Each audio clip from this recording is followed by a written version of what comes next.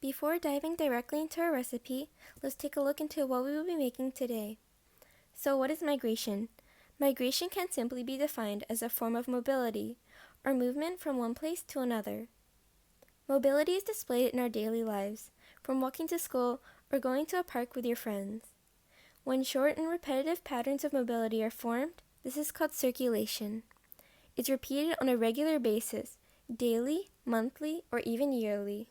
Migration is divided into two flows, immigration and emigration. Immigration is migration to a location, while emigration is migration from a location. They're practically opposites. The difference between the number of immigrants and emigrants is called net migration. Migration consists of culture and economic patterns.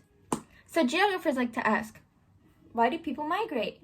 Well, there are three leading factors: cultural freedom, economic opportunities, and environmental comfort. Wow, that was a lot to take in. Now, let's jump in to take a closer look into what we will be making today.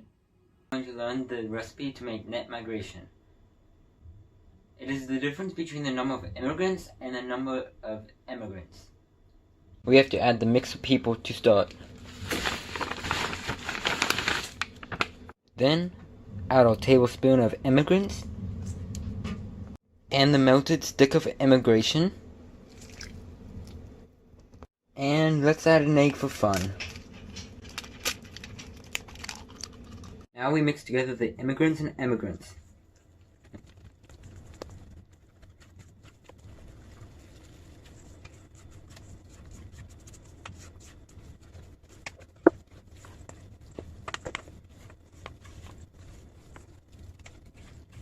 But to truly heat things up, we must start by preheating to 375. Then we put those people into the countries. We need to wait some time to see definite results. So about 10 minutes. This is the result of the international net migration recipe. So I'm going to be talking about the recipe for international migration and internal migration. So the first ingredient would be voluntary migration, and that's when the migrant has chosen to move because of economic reasons, and sometimes it can be because of environmental reasons. Forced migration would be the second ingredient, and that's when the migrant has been compelled to move by either cultural or environmental reasons. The third ingredient would be international movement, and that's when a person makes a permanent move from one country to another. The third would be internal movement, where a person permanently moves from an area in one country to another area in the same country. Interregional migration is movement from one region to another region, and intra-regional migration is when you move from an area inside a region to another area in the same region. And yeah, that's the recipe. Throughout U.S. history, there have been multiple waves of immigration in three main eras: colonial settlement, mass European immigration, and Asian and Latin American immigration. In the 16th and 17th century, a big wave of people from Europe and Africa settled into America, hence the name colonial settlement.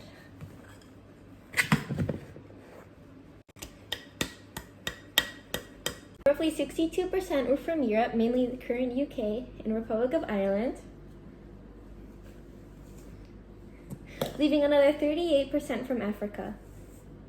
In 1790, the U.S. population hit 3.9 million people, including 950,000 immigrants who were originally from the 13 colonies.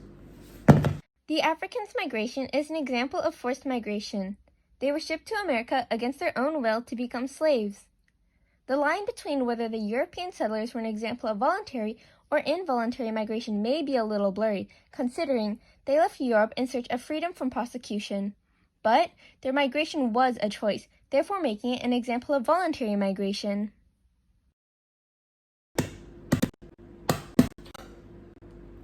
Then, in the mid-19th to the early 20th century, America had another wave of 32 million immigrants from Europe. The United States offered great economic opportunities making it the dream destination for people to move to. Let's take a quick look at a timeline.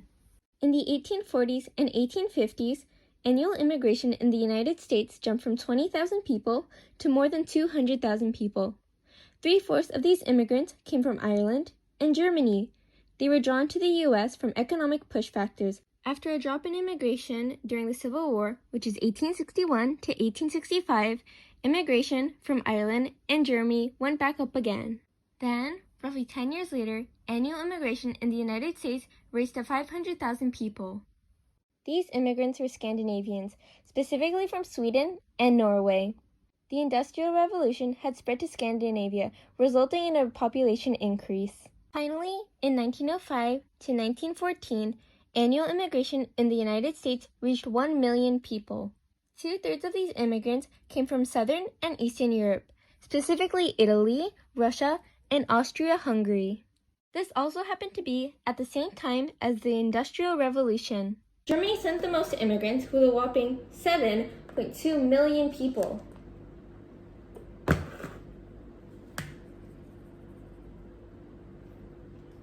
Then followed Italy with 5.4 million people and the UK with 5.3 million people. Then was Ireland with 4.8 million people and the Soviet Union with 4.1 million people.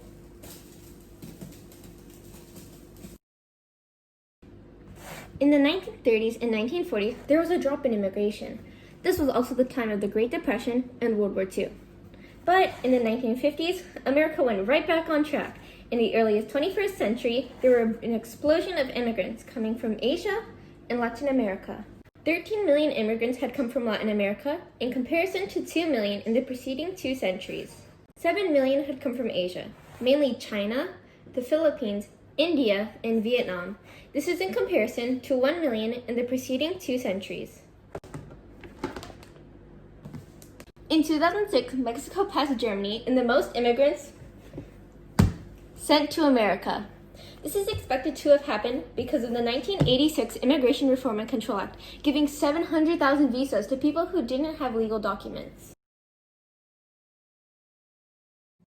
We saw how immigration changed from mainly Europe to Asia and Latin America.